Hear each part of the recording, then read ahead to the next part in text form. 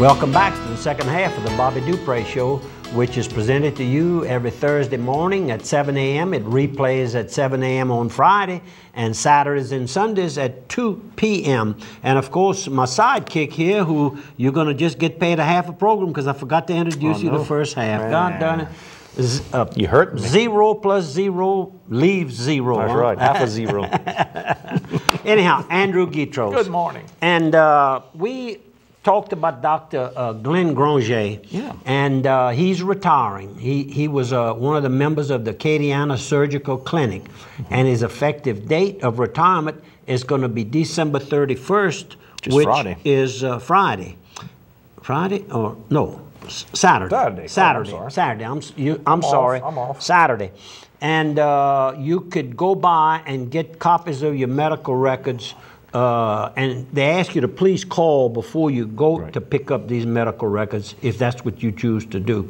And the records, medical records, A&A records and data management, that's at 106 Epler Road in Lafayette, Louisiana. I'm sure if you call the office, they'll explain to you where this particular place is. And we want to wish Dr. Granger nothing but continued success in his retirement years. And you have a little story. Well, you want to say it on the air? I was a kid and went to see him, and I forget what exactly I had gone to see him for, and was going to one of these FBLA conferences. And he says, well, you know, when I was a kid in school, I went to the FFA conference. He says, matter of fact, I went to the national conference. I said, really? I said, boy, that's not cheap. He says, no, it wasn't cheap for a boy from the country either.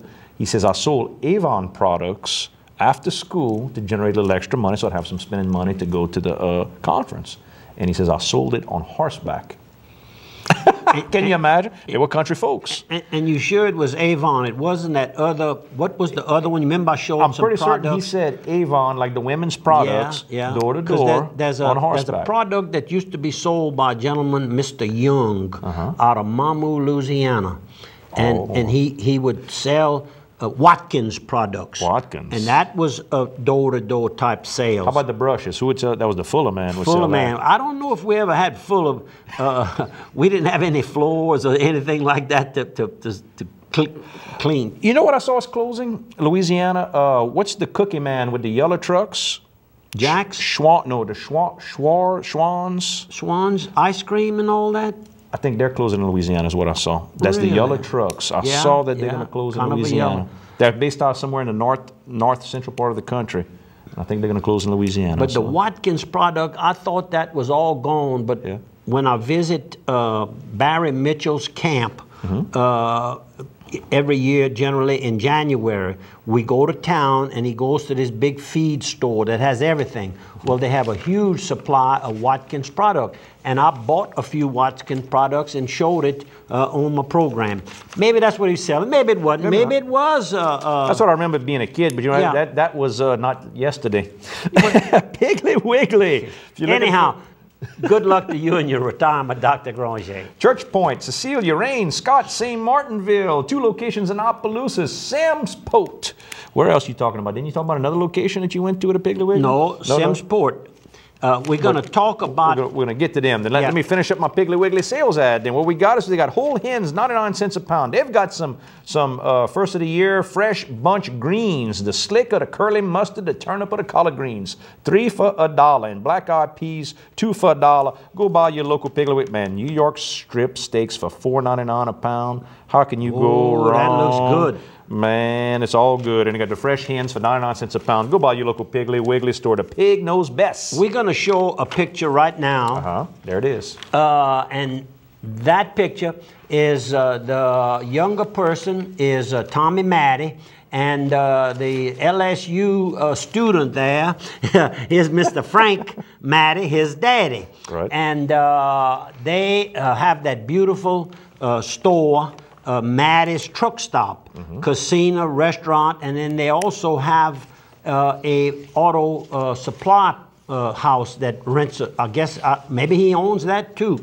But I got to go visit. I had shown you some pictures of, I'd shown on my program some pictures of the liquor department, which takes up a huge portion of the store. And while I was in the Bordelonville area, Simmsport is right next door, I went over to meet Tommy.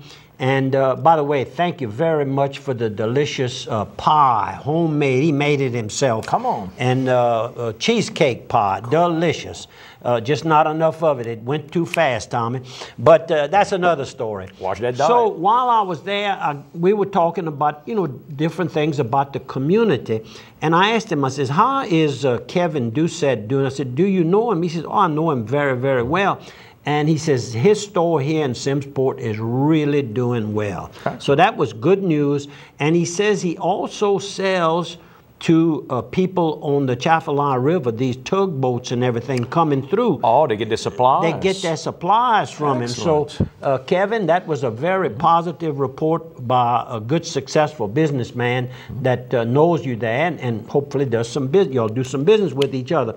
But getting back to Tommy, he's, I think he's the chairman of the Port Commission there in Simmsport. Mm-hmm. And the gentleman, Mr. Stranovich, that built the Canadaville, exactly. subdivision there, right. 49 trailer units, beautiful setup he had. He has recently donated, that sits on an 800 tract of acres of ground. Mm-hmm. He has recently donated that to the port with no ties tied to it, to use it for hopefully some type of economic development. And he even gave them the mineral rights on the property, and they, within about a couple of miles of there, is that big, you saw the big rig I showed on television 2 weeks ago? That drilling site is right near there, so they might even have that. A little bit in the pool. But I'm gonna go one step further. They're in the process of trying to develop and build a new refinery.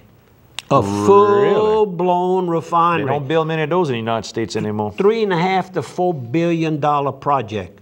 They've already in Simmsport. In Simmsport, on the river. You see, they own the river, same river that Valero and Anon, Anon now, is on the river, and they, of course, are close to all this new oil and gas that's being developed. So they'd have a natural source and would be good for the oil industry and gas industry at the same time. So who knows, we want to certainly wish them, if anybody has any questions, you could call Mr. Tommy Matty in Simmsport, very likable young man, and they are hopeful that some large investors could get aboard this project and get this to happen, and I'm sure there's some large grants, because this is a non-profit organization that's promoting this particular project. Wow. And then back to Simmsport. Back to Simmsport. We're going to show his brother. Right. And his brother is Bill, and his wife is Leslie. Now, the story with him is when I was introduced to him, Tommy says, you know, Bill's been with AIG Insurance for years. Weren't you in the insurance business? I said, we were AIG's Audubon. AIG owned the Audubon. We were their largest agent in Louisiana. And he starts laughing, and he says, you wouldn't happen to be kin to Dupre Trucking. I said, that's my nephew and my brother, Reggie and Cody. He says, well, years ago, one of the AIG companies used to write that account, and I was very familiar. They used to hold a vendors were invited to their crawfish boil. And he says it was held at the Yambilee building in Opelousas, Louisiana. Cool. That's how small the world is if you'll just break that ice, like I call it, breaking ice. Then he works for Charters Insurance, which is a part of the AIG group. They were the carrier handling the HBPA workers' comp program for years. So anyhow, we got to move on, but I know they're going to be watching the program today. Good morning to you all. Now we're back in Bordelonville, and the little girl with the beautiful, beautiful dress is Jenna. And Tommy asked me before I left, he says, is the princess going to be at the Christmas Eve supper. I said, the princess will be, and of course, I'm speaking of Jenna right there. And that's her aunt, Desiree, and Desiree's young children. And then, of course, the next picture is Mr. Jacob Baudelaire, which is Vicky's daddy. And if you went to Baudelaireville or Avars Parish, you should ask for Boy Baudelaire, because that's his nickname, and that's what he's known by.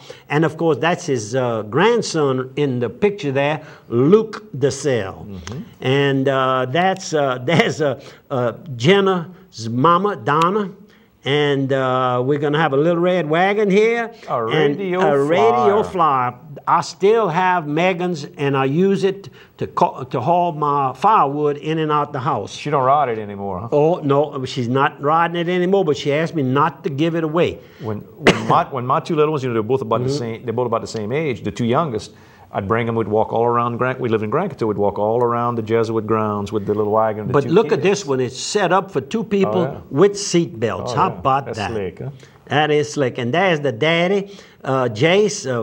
That's Vicky's son, and the grandmother, Vicky's mama, Miss Marilyn. Mr. Boy's wife. And this was our Christmas party over at your house. That was Friday night. And that's Mr. Addison Link watching the turkey frying. Yes, he was in charge of making sure the temperature stayed right. He did a good job. He and his daddy, David, worked hard and long. And then fresh fruit for the salad. Look how pretty, all the different fruit. Yep, she makes a good... Miss Vicky. And then David was carving one of the fried turkeys. He fried two turkeys. Two turkeys, yep. To make sure. And the chimenea was going. It was cold outside Yes, sir. It came in handy. And there's David adjusting the fire. He's got that down pat. He's got that down. There's a whole turkey just so you can see. They don't just come in pieces. You got to cut them up. Yeah.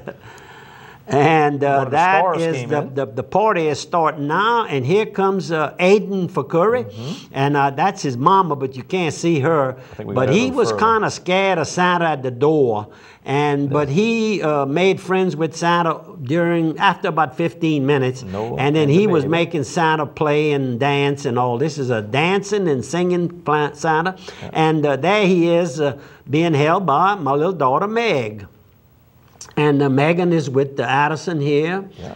And there's my brother Cody and David's mother Carol. And that's my sidekick, Andrew, right there.